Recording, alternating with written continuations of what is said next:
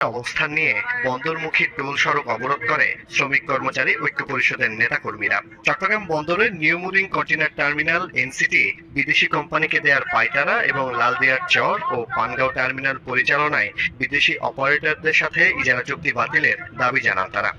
ইনভেস্টের নামে বিদেশির হাতে তুলে দিয়ে আমার দেশের সম্পদকে অন্যদেরকে দিয়ে দিবেন। বিগত ফ্রেঞ্চ সরকারের যে প্রজেক্ট, সেই প্রজেক্টটি কেন এগিয়ে নিয়ে যাচ্ছে? দাবি নিয়ে যৌক্তিক দাবি নিয়ে আন্দোলন করতেছে, আমরা সাকসেস হব। একই সময় আরও দুটি পয়েন্ট নগরীর হালিশহর বরপুল ও সল্টগোলা ক্রসিংয়ে অবরোধ করেন শ্রমিক কর্মচারীরা।